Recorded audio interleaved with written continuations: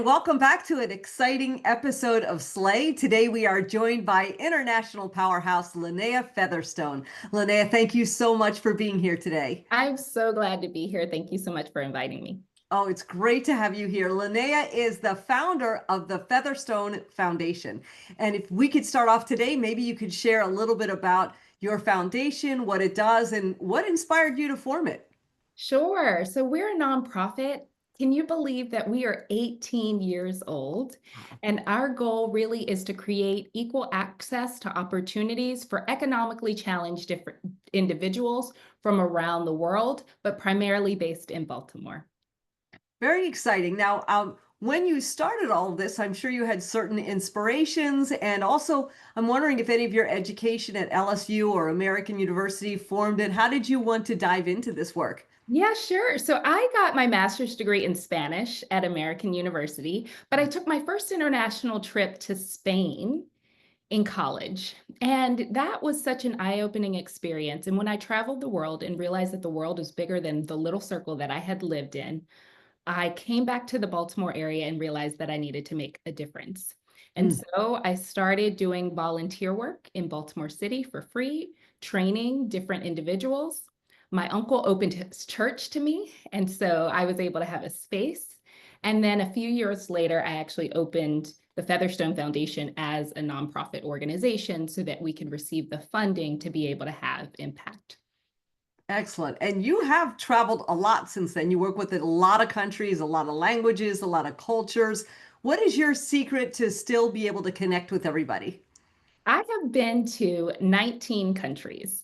Some of those countries I've been to multiple times. I've been to Spain like 3 times. I've been to Ecuador twice. Mm. The furthest country I've been to was Dubai, which is very gorgeous. But I really love people. And I believe that no matter what background you come from, we all have the same thing in common, and that's it's our humanity. And so I think when you dig deep and you see a person for who they are, um, my world lights up, my eyes light up, and I want to know more about them and where they come from. And so I think that's been the spark behind the Featherstone Foundation and really trying to create those opportunities for everyone because we all deserve them. Oh, that's fantastic. If you wouldn't mind, maybe can you share a success story that would give people a glimpse of what you accomplished? That would be great. Yeah, sure. So we have a college scholarship program, and we've been able to award over or very close to $500,000 in college scholarships to students at Morgan State, Coppin State, the Mm. University of Baltimore. Last year, we had our first Featherstone International Scholarship. Yes, and two Congratulations. students went to Paris for the Olympics. Yes, it was their first international trip, and we were able to empower and make that happen. And they happened to be LSU students. Um, but we've had one Featherstone scholar who actually competed in the Tokyo Olympics. Yes. And we've had numerous scholars who have gotten awards and they're interned at NASA and they're doing incredible things. And what we found is that this mere $3,000 has made the difference between a student who is exceptional and not being able to graduate and somebody who has been able to pursue their dreams despite financial limitations. Incredible. And what is it like to be able to empower? It's first generation college Yes. students. So what is that like for you? What's your sense of gratitude or what's the feedback you get from doing something like that? Yeah, I would say that it's absolutely a labor of love. I think that when I started the college scholarship program, I went into it saying, oh my gosh, we're doing such incredible work. But then when you read the amazing stories of so many talented individuals in those applications, you realize we're just getting started. Why? Mm. Because there is more talented students than there are resources. And so um, there are exceptional students everywhere, but it is competitive. So I think I come with a sense of gratitude to say, yes, we're making a difference. But then I think I'm also humbled enough to read the applications to say, gosh, we could be doing so much more. And there are top students that should deserve these opportunities, but resources are finite, right? So Yes. I think it's a push and a pull and something that I deal with often. So I do hope that I can get to the point one day to say, oh my gosh, this is so fabulous, because everyone who deserves it actually received the awards. Yes. Yeah. Well, I know you want to keep on providing more and more, but it's pretty fabulous what you've done so far. And you've received a lot of awards and a ton of recognition, locally in terms of the community, in terms of leadership. What's been the most gratifying or meaningful piece of that? And I know you're humble, so I'm asking you to get out of your comfort zone and share that with me. Yeah, sure. I think the most meaningful is when you get the email from the student, um, or just in conversation with a participant that says, we started with you and now look where I am. So we just Mhm. hosted a financial empowerment conference last weekend in Baltimore City. And one of the bankers at a bank started through our workforce program. And what she said was, you all gave me this opportunity. We helped her get a job. But not only that, she has now been promoted multiple times, and now she's close to being a manager at a financial institution. She's been there for 6 or 7 years. So I think that is the most rewarding types of information that we get, because in a nonprofit space, it's challenging.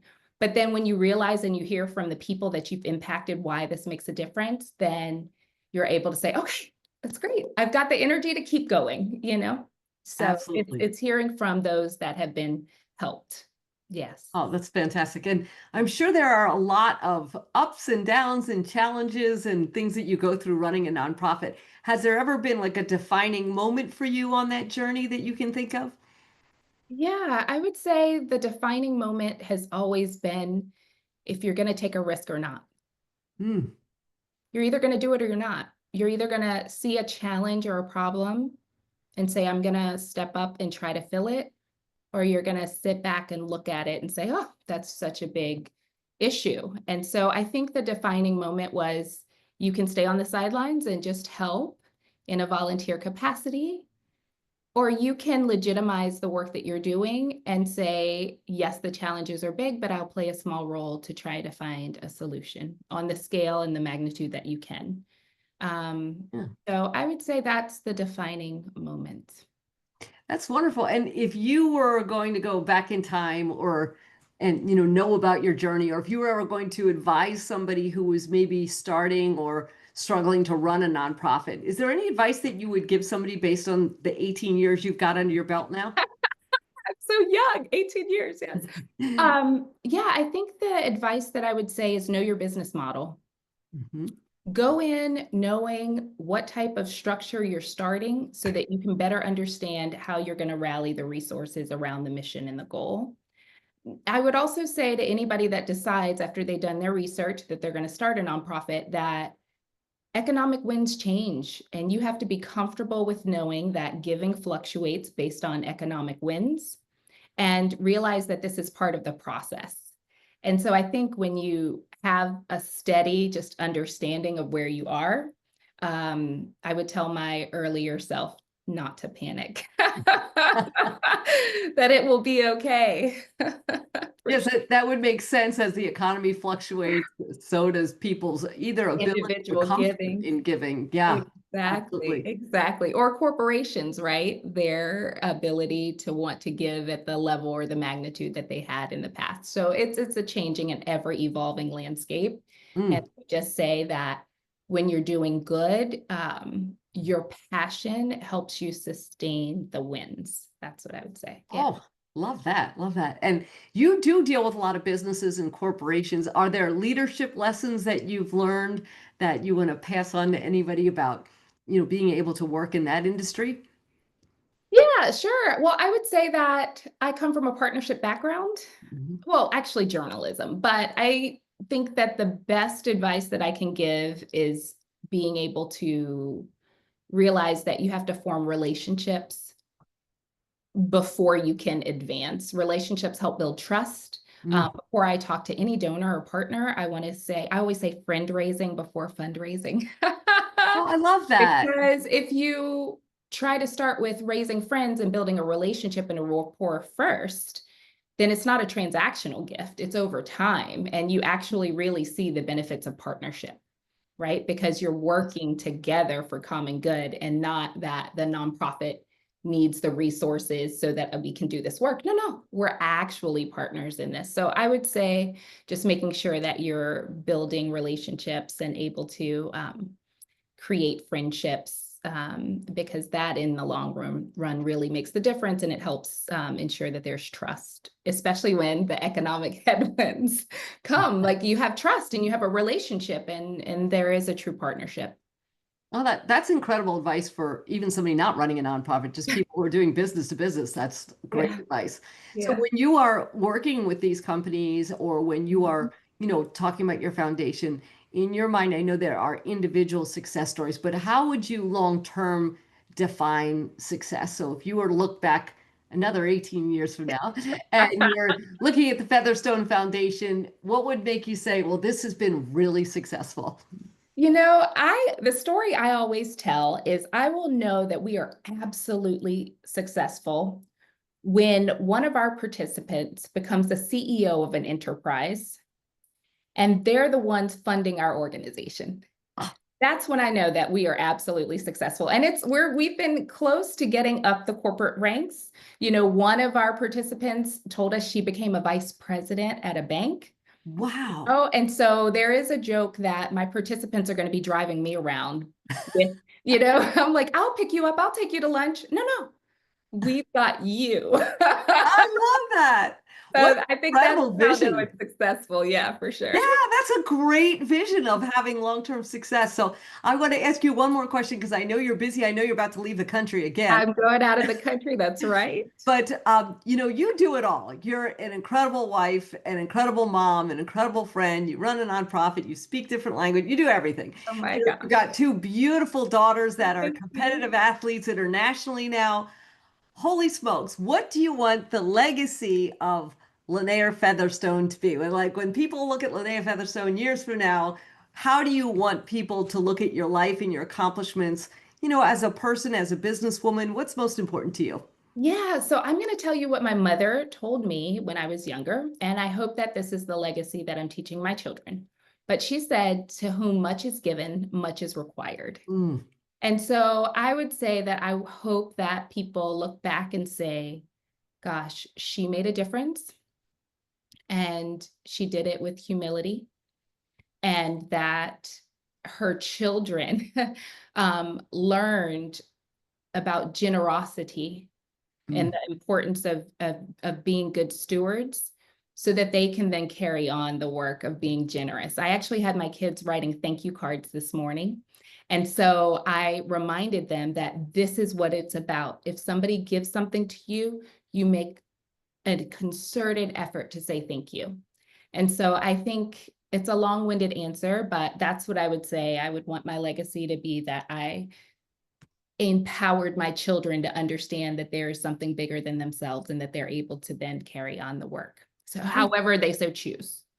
Oh, that's beautiful because then it just keeps going and going. Yes, We're not here one day, hopefully a long time yes, from now, but I know. I will tell you, having met your daughters, that they are extraordinary young women. So you have accomplished that already, and you should Oh, be so proud. And thank I you. really appreciate you taking a few minutes to talk today, especially because I know you're packing up to get out of the country. So, if people want to learn more about your foundation, can you tell us any website, social media, or anything that you have where they can learn Yes. more? You can go to www.thefeatherstonefoundation.org.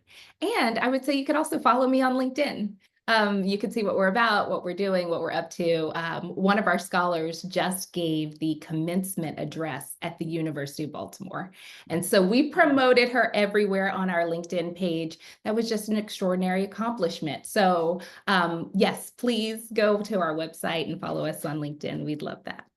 Great. And if you do have any special events, fundraisers, or anything, we would love to know about it and be able to promote it here as well.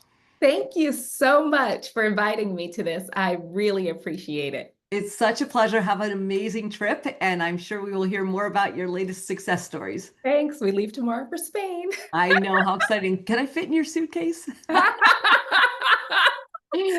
a Would love great trip. Thank you so much. Thank